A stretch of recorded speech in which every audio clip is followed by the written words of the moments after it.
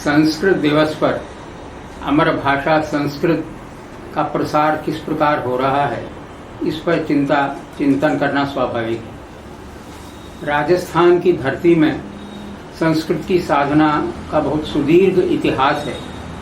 वैसे संस्कृत अमर भाषा है, हजारों वर्षों से उसी प्रकार की बनी हुई है जैसी आज है। इसलिए विश्व के प्रत्येक देश में संस्कृत की साधना हो रही है।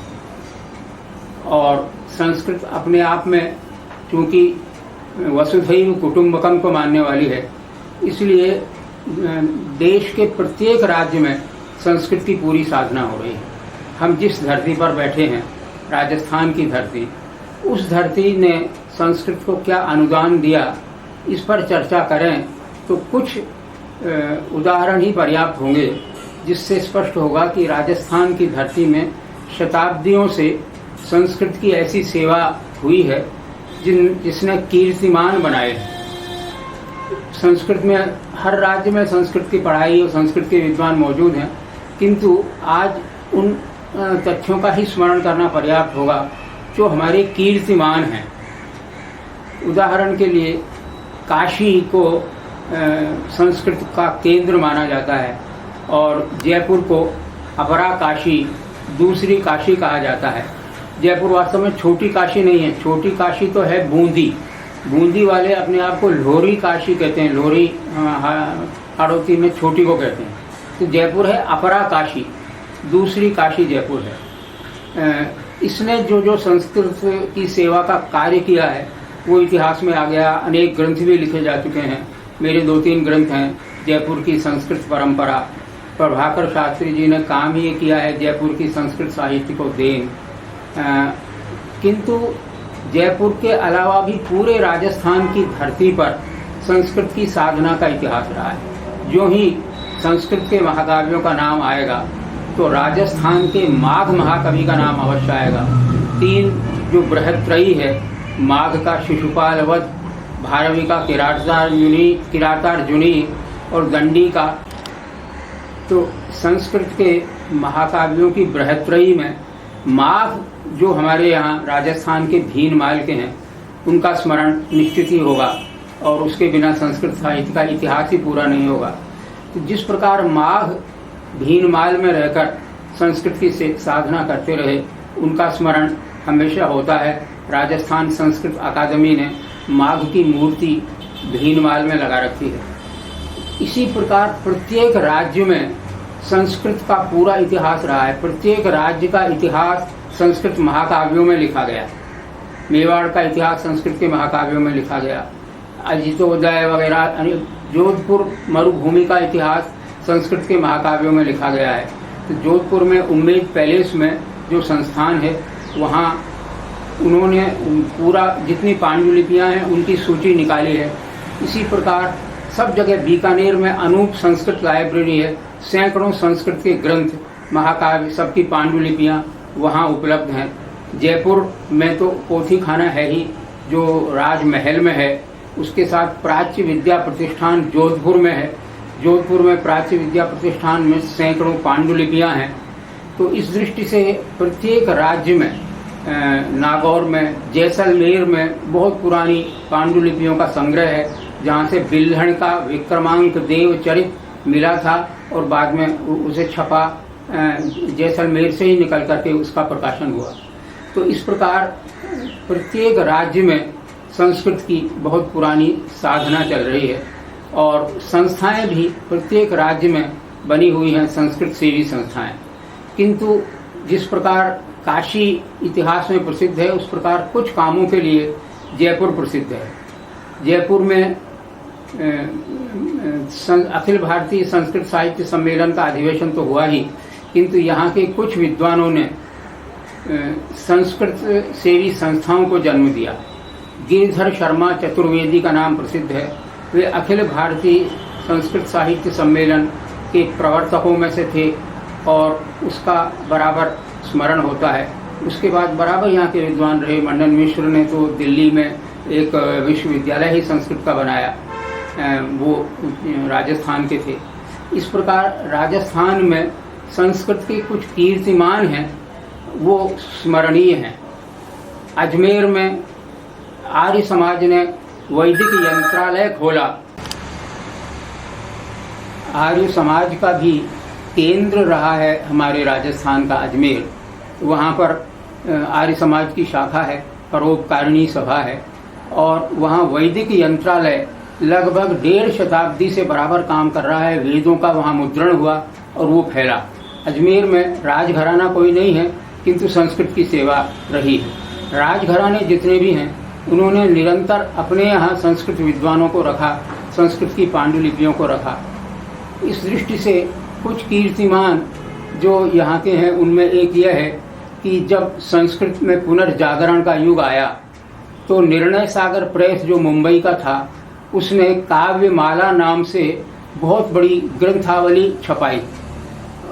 वो ग्रंथावली में अनेक ग्रंथ निकले। उनका संपादन जयपुर के दुर्गा प्रसाद शर्मा ने किया। जयपुर के दुर्गा प्रसाद जी नामी थे विश्व भर में। काव्यमाला जो इकट्ठी हुई थी उसमें संपादन उनका था। इसी प्रकार अन्य अनेक विद्वान उससे जुड़े रहे। कारण यह है कि जयपुर जब बना तब अश्वमेध यज्ञ हुआ तो सवाई जयसिंह ने सारे विद्वानों को देश के प्रत्येक भाग से लाकर बसाया। महाराष्ट्र से, दक्षिण भारत से, गुजरात से, उत्तर प्रदेश से, कर्नाटक से सारे विद्वान यहाँ आकर बसे। वो सब संस्कृत के विद्वान थे। तो इसीलिए ज्योतिष का काम जयपुर में सर्वाधिक हुआ है। यहाँ पर यंत्रालय बराबर मौजूद है। जैसा मैंने बतलाया, काव्यमाला जब निर्णय सागर से निकल रही थी तो यहाँ के विद्वानों ने अधिकांश काम किया। वह एक कीर्तिमान है। एक कीर्तिमान जयपुर का है वेदों में विज्ञान की खोज। मधुसूदन ओझा, वेद वाचस्पति मधुसूदन ओझा का नाम सुविदित है। उन्होंने पहली बार वेद में विज्ञान किस प्रकार अंतर्निहित है ये बतलाया, वेद में इतिहास किस प्रकार है ये बतलाया। तो ये एक कीर्तिमान है कि राजस्थान की धरती से वेद की एक खास शाखा का प्रसारण हुआ। इसी प्रकार जैसे काव्यमाला और मधुसूदन ओझा का नाम मैंने लिया, उसी प्रकार संस्कृत, आधुनिक संस्कृत के इतिहास में भी राजस्थान का थोड़ा सा कीर्तिमान जुड़ा हुआ है। आपको मालूम ही है, संस्कृत वाङ्मय का बृहद इतिहास उत्तर प्रदेश संस्कृत संस्थान से निकला है। उनका कहना यह है कि आधुनिक संस्कृत के 3 काल हैं, 3 युग हैं। अप्पा शास्त्री राशिवड़े युग, भट्ट मथुरानाथ शास्त्री युग और डॉक्टर वी राघवन युग। ये आधुनिक काल के यानी 19वीं सदी के अंत से पूरी 20वीं सदी में फैले हुए 3 युग हैं, आधुनिक संस्कृत के युग। तो उन्होंने जो बृहद इतिहास निकाला, उन्होंने कहा उसमें कि 1890 से 1930 तक अप्पा शास्त्री राशिवड़ेकर का युग था, जो संस्कृत चंद्रिका नाम की पत्रिका के प्रवर्तक थे। उन्होंने पत्रकारिता प्रारंभ की। पत्रकारिता में क्या क्या चीज़ें होती हैं ये मालूम पड़ा और संस्कृत फैली। दूसरा युग जयपुर के भट्ट मथुरानाथ शास्त्री मंजुनाथ का बताया। उसका कारण ये है कि उन्होंने कई नई चीज़ों को प्रवर्तित किया। संस्कृत रत्नाकर नाम की जो पत्रिका निकली उसमें अनेक नए स्तंभ उन्होंने शुरू किए, इसलिए युग प्रवर्तक के रूप में उनका नाम लिया जाता है। ललित निबंध होते हैं, आजकल हिंदी में बहुत प्रसिद्ध है। ललित निबंध उन्होंने प्रारंभ किया था। किंतु कुटिलता, कोई भी काम हो रहा है और किंतु ने क्या कर देती है किंतु, इस पर उन्होंने लिखा वो ललित निबंध। उसके बाद तो खूब ललित निबंधकार पैदा हुए, किंतु संस्कृत में बहुत पहले, हिंदी से काफ़ी पहले ललित निबंध लिखना शुरू किया था, इसलिए ललित निबंध का प्रारंभ उन्होंने किया। दूसरा उन्होंने प्रारंभ किया पत्रकारिता में चुटकुले, जैसे हिंदी में अंग्रेजी में जोक्स आते हैं, वो संस्कृत में क्यों ना आए, उसका प्रारंभ उन्होंने संस्कृत रत्नाकर में किया। तीसरा उनकी देन है गज़ल। गज़ल आज बहुत प्रसिद्ध है, उर्दू की गज़ल। उर्दू भाषा में गज़ल बहुत लोकप्रिय हुई, तो उर्दू से इतर किसी भी भाषा में गज़ल अगर आई तो वो संस्कृत में आई। ये एक आश्चर्यजनक इतिहास है और उसका कारण है भट्ट मथुरानाथ शास्त्री मंजुनाथ जो जयपुर के थे। उन्होंने 1904 में अनेक गज़लें लिखी जो छपी। हिंदी में तो बाद में सूर्य भानुगुप्त और दुष्यंत कुमार वगैरह बहुत बाद में आए। संस्कृत में गज़ल लिखी जाने लगी फिर सिंधी में, गुजराती में बाद में लिखी गई, ये रिसर्च हुई है। तो ये संस्कृत में गज़ल का प्रवर्तन, अन्य भाषा के छंदों का प्रवर्तन, ये भट्ट मथुरानाथ शास्त्री ने किया। इसलिए पत्रकारिता को भी उनकी देन है और संस्कृत के आधुनिक विधाओं में भी उनकी देन है। इसी प्रकार अनेक कीर्तिमान जो संस्कृत ने बनाए हैं, उनमें राजस्थान की कुछ देन स्मरणीय है।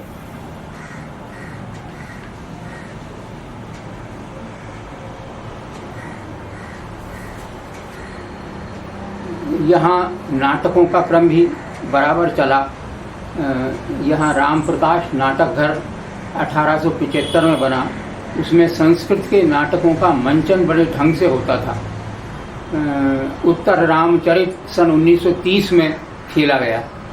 पांडव विजय 1941 में पांडव विजय नाटक का प्रवर्तन हुआ। यहाँ तक तो ठीक है, किंतु आपको ध्यान होगा एक नया काम हुआ है। संस्कृत में फिल्में, फुल लेंथ फिल्म संस्कृत में बने। अय्यर की बनाई हुई आदि शंकराचार्य फिल्म बड़ी प्रसिद्ध हुई, बहुत अच्छी फिल्म है वो। तो वो उसके बाद संस्कृत में फिल्म बनाना कितना मुश्किल है, बनाना और उसका चलना कितना मुश्किल है, ये हर एक को मालूम है। किंतु जयपुर ने एक काम इसमें किया। उमेश शास्त्री मधु नाम के एक विद्वान, जो आजकल दिवंगत, आजकल नहीं है, दिवंगत हो गए, उन्होंने मुद्रा राक्षस नाम की फिल्म बनाई। पूरी तरह से उसमें संगीत है, सारे दृश्य हैं, हास्य रस है, विनोद है, महिलाओं के पात्र हैं। तो ये 3-4 फिल्में, फुल लेंथ फिल्में जो देश में बनी हैं, उनमें से एक जयपुर की देन है। ये भी एक चिरस्मरणीय सत्य है। दूसरा, जयपुर में तो संस्कृत शिक्षा का इतिहास बहुत पुराना है।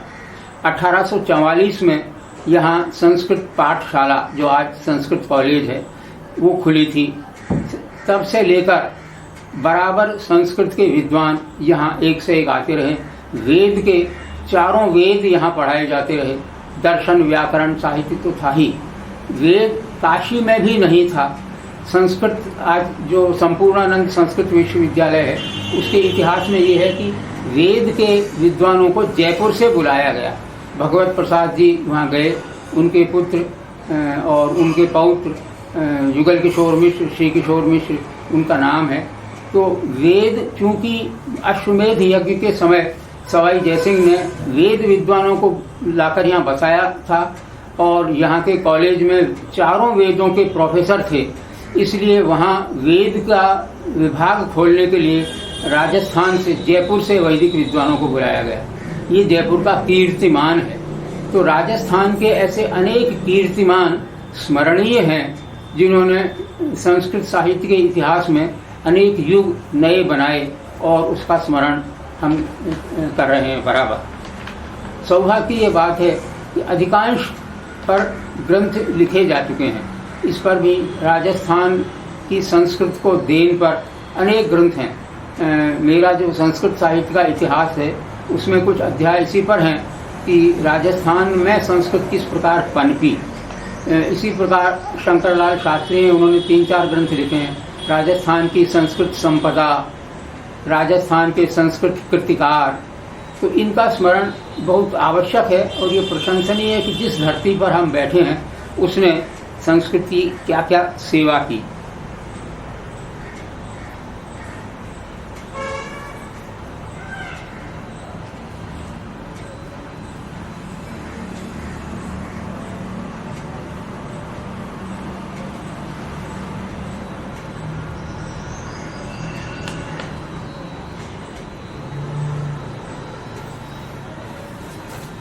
जयपुर में संस्कृत का अध्ययन जिस प्रकार महाराजा संस्कृत कॉलेज से शुरू हुआ, उसी प्रकार अनेक अन्य संस्कृत सेवियों ने भी संस्कृत के महाविद्यालय खोले। जैन संस्कृत कॉलेज यहाँ पर है। दादू महाविद्यालय नाम का पूरा संस्कृत का महाविद्यालय यहाँ पर है। दिगंबर जैन संस्कृत कॉलेज का तो मैंने स्मरण किया ही है। तो इन जैन समाज ने भी संस्कृत के अध्यापन की व्यवस्था की, दादू समाज ने अध्यापन की व्यवस्था की। ये सब आज भी चल रहे हैं। जयपुर में संस्कृत विश्वविद्यालय पूरी तरह कार्यरत है इसी प्रकार अनेक संस्थाएं हैं। राजस्थान संस्कृत साहित्य सम्मेलन संस्था है, राजस्थान संस्कृत संसद है। अनेक संस्थाएं इस प्रकार की हैं जिन्होंने संस्कृत में आयोजन किए हैं, संस्कृत के ग्रंथों का प्रकाशन किया है। तो राजस्थान जब संस्कृत का इतिहास जब लिखा जाएगा तो राजस्थान का स्मरण अनेक कीर्तिमानों के प्रवर्तक के रूप में अवश्य किया जाएगा।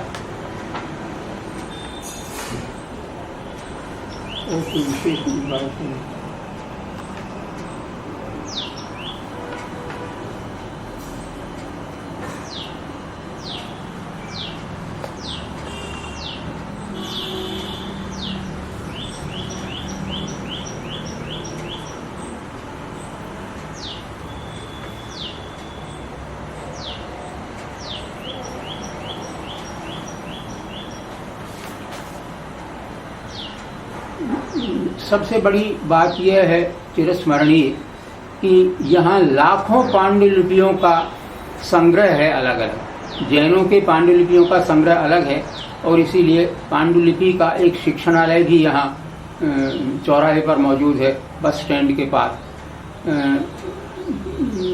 अनेक संस्थाओं ने पांडुलिपियों का संग्रह किया है।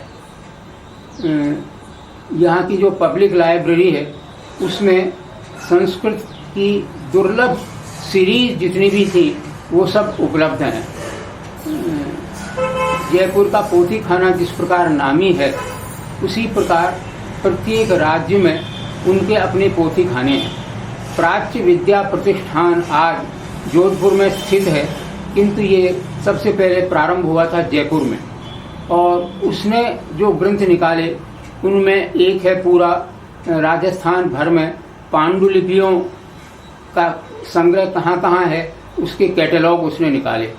अनूप संस्कृत लाइब्रेरी जिसका मैंने अभी स्मरण किया बीकानेर में है, वहाँ पर भी वी राघवन ने माधव कृष्ण शर्मा जी को भेजा और उन्होंने वहाँ की कैटलॉग्स का मुद्रण करवाया। और अभी अनूप संस्कृत लाइब्रेरी आज भी उज्जवल कीर्तिमान बना रही है। एक महत्वपूर्ण कार्य जो राजस्थान सरकार ने किया है और स्मरणीय है वह यह है कि राजस्थान अनेक दशकों तक एकमात्र ऐसा राज्य रहा जिसमें संस्कृत शिक्षा का निदेशालय अलग से हो। अन्य अनेक राज्य हैं उनमें जो सेकेंडरी एजुकेशन के निदेशक होते हैं या कॉलेज एजुकेशन के निदेशक होते हैं वो संस्कृत का काम भी देखते हैं। संस्कृत में भी सेकेंडरी स्तर है, कॉलेज स्तर है, किंतु यहाँ 1958 में अलग से डायरेक्टोरेट ऑफ संस्कृत एजुकेशन बनाया गया। वो राजस्थान के लिए एक कीर्तिमान है। उसके बाद तो अन्य राज्यों ने बनाया, उत्तराखंड में संभवतः भी है संस्कृत अलग से संस्कृत शिक्षा का निदेशालय, किंतु निदेशालय यहाँ बनना उससे संस्कृत की काफ़ी उन्नति हुई और प्रसार हुआ। इसी प्रकार के अनेक कीर्तिमान राजस्थान के साथ जुड़े हुए हैं जो संस्कृत साहित्य के इतिहास का अंग बन गए हैं।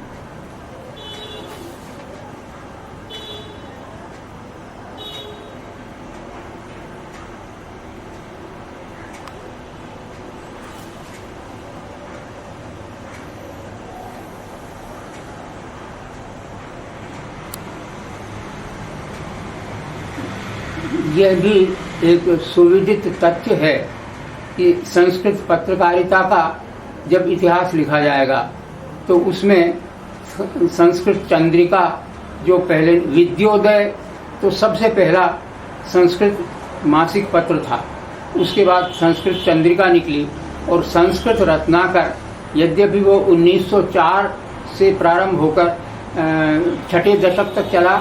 जयपुर में प्रारंभ में जयपुर से ही उसका प्रारंभ हुआ 1904 में और उसने जैसा मैंने बताया अनेक नई पत्रकारिता की विधाओं को जन्म दिया। तो संस्कृत रत्नाकर का जो इतिहास है आधी सदी का वह संस्कृत साहित्य के इतिहास में स्वर्णाक्षरों में लिखा जाएगा। उसके बाद भारती नाम की पत्रिका उसका भी एक कीर्तिमान है। 1950 से अब तक अनवरत निकल रही है, एक महीने का भी व्यवधान उसमें नहीं हुआ। तो भारतीय संस्कृत मासिक की भूमि जयपुर है। जो अपरा काशी कहलाती है, तो उस जयपुर की जो संस्कृत सेवा है, जो संस्कृत साधना है, उसमें पत्रकारिता की निरंतरता भी स्मरणीय है। ये महत्वपूर्ण घटना है। इस प्रकार अब तो वयम नाम की पत्रिका निकलती है संस्कृत विश्वविद्यालय से, साहित्य मंदाकिनी नाम की पत्रिका निकलती है शाहपुरा से, अनेक संस्थाएं हैं। संस्कृत अकादमी से तो स्वर मंगला नाम की पत्रिका निकलती ही है। तो इस प्रकार संस्कृत पत्रिकाओं के इतिहास में भी राजस्थान की पत्रिकाओं का नाम है। संस्कृत की साधना केवल सृजनात्मक योगदान से ही नहीं है। संस्कृत की साधना नई पीढ़ी में संस्कृत किस प्रकार फैले, इस पर भी है। इसके लिए वेद विद्यालय संस्कृत अकादमी के द्वारा सारे देश में सारे प्रदेश प्रांत में चलाए जा रहे हैं। और वेद का एक विश्वविद्यालय भी बना है निम्बा हेड़ा में, राजस्थान में। तो इस प्रकार के अनेक कीर्तिमान हैं। राजस्थान की धरती के प्रत्येक अंचल ने संस्कृत की बराबर सेवा की। वैसे संस्कृत विश्व की भाषा है और हमेशा ये कहते रही है वसुधैव कुटुंबकम, इसलिए संस्कृत में प्रांतीयता कभी नहीं आई। यही कारण रहा कि राजस्थान में संस्कृत इस विषय पर शोध बहुत बाद में हुआ। पहले तो सारे विद्वान, कोई मैथिल है, कोई दक्षिण भारत का है, गुजरात का है, महाराष्ट्र का है, सब एक परिवार की तरह रहते थे जयपुर में भी। और सारे देश में कभी ये नहीं हुआ कि इस राज्य ने संस्कृत में क्या किया, उसने क्या किया। बाद में होने लग गया शोध की दृष्टि से, रिसर्च की दृष्टि से ये आवश्यक है कि किन किन राज्यों ने क्या क्या किया। इसलिए अलग अलग जब विश्व संस्कृत सम्मेलन, वर्ल्ड संस्कृत कॉन्फ्रेंस होती थी, दिल्ली में हुई, अन्यत्र हुई, उस समय जो रिपोर्ट निकली उसमें हर राज्य में Sanskrit studies in Rajasthan, Sanskrit studies in Uttar Pradesh, Sanskrit studies in Madhya Pradesh, इस प्रकार की पूरी रिपोर्ट चाहिए गई। मुझसे चाहिए गई राजस्थान की रिपोर्ट, वह बराबर मैंने यहाँ से भेजी। राजस्थान में संस्कृत साधना का इतिहास, तो वो इतिहास माघ से प्रारंभ होकर अब तक आता है, उसकी रिपोर्ट सब जगह छपती है। इसी प्रकार की रिपोर्ट वर्ल्ड संस्कृत कॉन्फ्रेंस के जिस प्रकार ग्रंथों में छपी, उसी प्रकार संस्कृत आयोग की रिपोर्ट में भी छपी। द्वितीय संस्कृत आयोग जो बना सत्यव्रत शास्त्री जी की अध्यक्षता में, उसमें मैं सदस्य था। तो मुझसे उन्होंने कहा कि हम प्रत्येक राज्य में जो संस्कृत का इतिहास रहा है उसका विवरण इसमें देते हैं, वो रिपोर्ट भेजो। उसमें भी रिपोर्ट है। तो इसलिए ये अध्ययन बहुत महत्वपूर्ण रहा कि जिस प्रकार प्रत्येक राज्य ने संस्कृत में क्या काम किया, इसकी रिपोर्ट केवल शोध की दृष्टि से, अध्ययन की दृष्टि से आवश्यक है, तो वह आने लगा। अब तो कुछ शोध भी हुए हैं राजस्थान के संस्कृत काव्यों पर। राजस्थान संस्कृत अकादमी ने 5 वॉल्यूम्स निकाले हैं कि यहाँ राजस्थान के कितने कवि और कितने सृजनात्मक लेखक हुए। कुछ ग्रंथ अलग अलग निकले हैं इस प्रकार के। जयपुर की संस्कृत परंपरा जो मेरा ग्रंथ है, उसमें प्रारंभ से अब तक जयपुर के महाकवि, कवि, गद्यकार, ग्रंथकार, उन सब का विवरण है। इसी प्रकार अनेक ग्रंथ निकले हैं जो राजस्थान के विभिन्न क्षेत्रों की संस्कृत सर्जना पर है। जैसे बीकानेर में संस्कृत, उस पर रिसर्च हुई है पीएचडी के लिए। कोटा में संस्कृत का क्या हुआ, इस पर रिसर्च हुई है। तो ये अध्ययन बहुत महत्वपूर्ण है और आज हम इस प्रकार की चर्चा करके प्रेरित कर रहे हैं कि राजस्थान में जो कार्य प्रकाशन का हुआ, संस्थाओं ने जो प्रसार का कार्य किया, शिक्षण संस्थाओं ने शिक्षण का कार्य किया, उसका इतिवृत्त, उसका इतिहास, डॉक्यूमेंटेशन आवश्यक है। इस लिहाज से ऐसी चर्चाएं बहुत मूल्यवान होंगी। आशा है इस प्रकार की चर्चाओं का क्रम चलता रहेगा और हम संस्कृत को निरंतर अपनी प्रणामांजलि समर्पित करते रहेंगे।